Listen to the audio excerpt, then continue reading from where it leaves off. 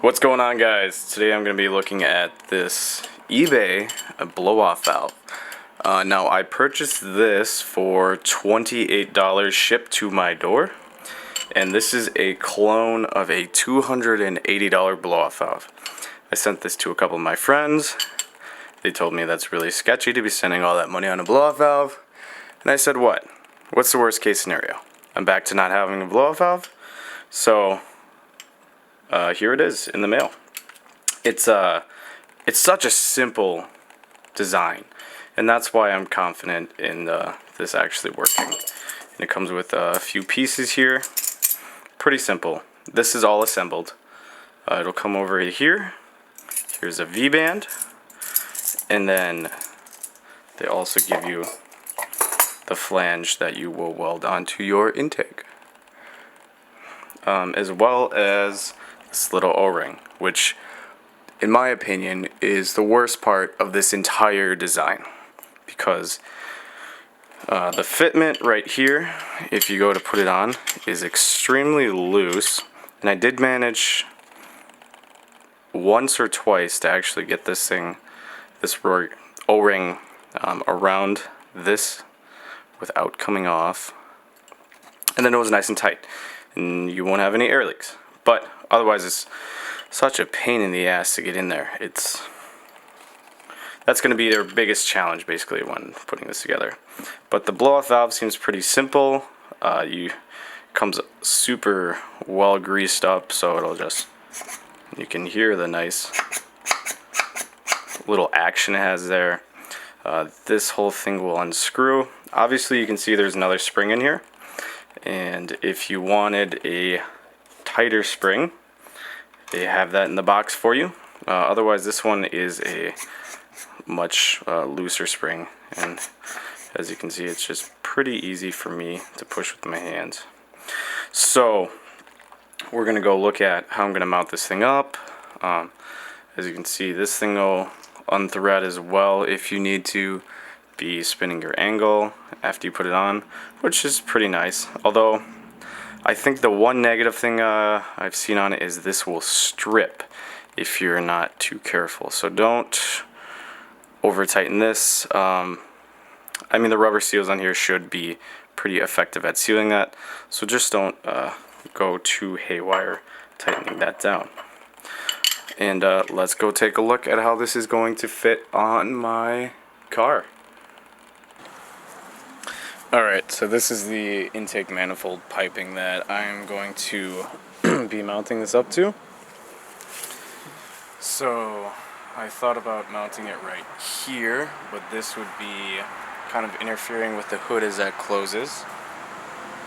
So then I thought about putting it over here, all nice and tucked away, and then that hits the coolant hose. So the best thing that I can do is either going to be right here off to the side or over here down low.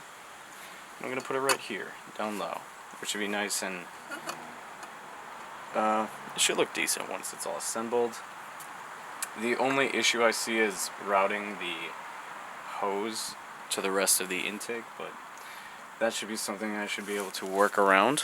Otherwise, we can mark this up and drill it up.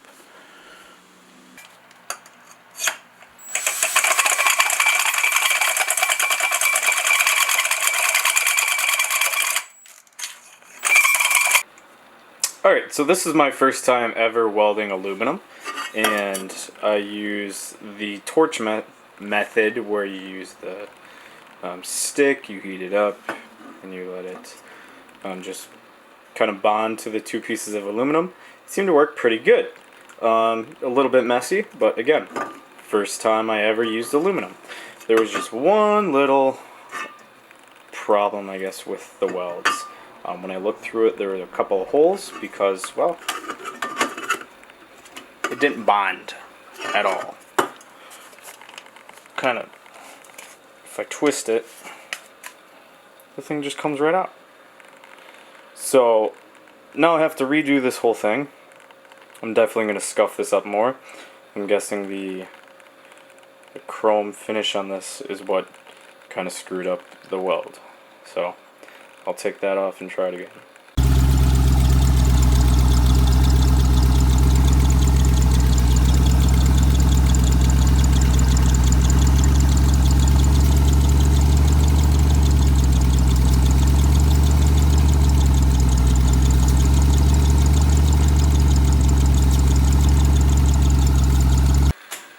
So turns out when you have a big old V8, this thing opens up pretty easily, and it feels pretty hard to push open. So I guess I'm going to take this thing apart now with the 6 screws on it, and I'll put the bigger spring in there, and we can learn how to do that together. Okay, so this is all torn apart now, and it seems like a pretty straightforward, simple design. It's got a gasket on top that just kind of holds it when this thing goes all the way up. Then when the pressure isn't there, the thing can just close and seals back up. So pretty straightforward.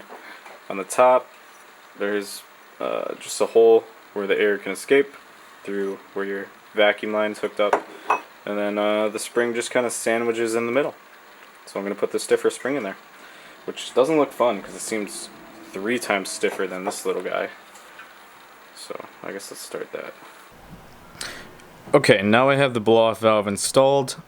I've driven it around, I've tested it, and then I did all of that with this not for dishwasher tubing as a vacuum line, because the auto parts store was out of vacuum line when I went to go buy some. So this can actually come off today because obviously if it's not made for dishwasher, it's not made for heat. So it's been getting really soft whenever the engine got hot, which is not good. So the way I looped it, and this will be different because this is obviously a swap vehicle, and it's going to be very, difficult to indicate where you should do it on your non-swap vehicle, but I ran the tubing between the belt. Right now it's over the intake, and I'm going to actually run it under with a new tubing. Then it goes around the fuel filter relocation kit, and it goes to a T where this vacuum hose is. So what I did notice was with the turbochargers, now that this T is in here, it must just reduce it ever so slightly to pick up the PSI from the turbos. So now it went from about 6 PSI to pretty consistent 8 PSI, 7 to 8, depending how hard you hit the throttle with just adding the T.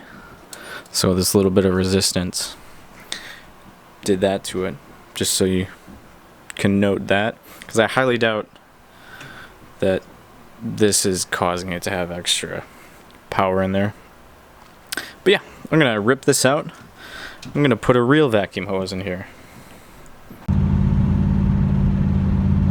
Alright, so here we are inside of the 350Z. So what I can do is I can try and show you what the blow-off valve sounds like. This isn't going to be very easy to hear probably because of the V8s in front of us. Straight piped V8 generally is pretty hard to hear little air release from. But in the cab, you can hear it a little bit. It's I don't think it sounds bad at all. I think I definitely like the way it sounds. It kind of surprised me with how good it sounds. It kind of has that, which is hot. It's hot, to be honest. I like that. So let me see if I can hold the phone, downshift here, get onto a different road, and show you what it sounds like. Here we are, 3.5. We're not even really building any boost. So hopefully you can hear it. When you're not into it, it doesn't really do the, but it does give you a nice little, which is what a blow-off valve should do. Obviously this isn't the best sound comparison thing, but honestly, for less than $30 on a fucking blow-off valve, score. I mean, it could have sounded, well, I don't really know what it could have sounded like. It's releasing air. What can you really expect? But I like it. I like it. I have just about no complaints for the way it sounds.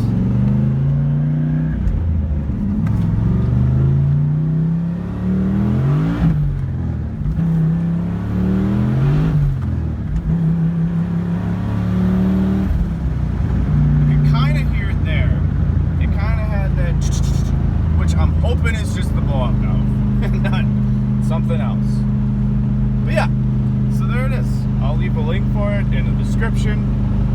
And yeah, I recommend it. How can you go wrong? I mean, for 30 bucks, you could buy, I don't know, like 6 of these and still not be at the cost of a single one of the name brand ones. So, score. Absolute win. I'd call that an absolute win.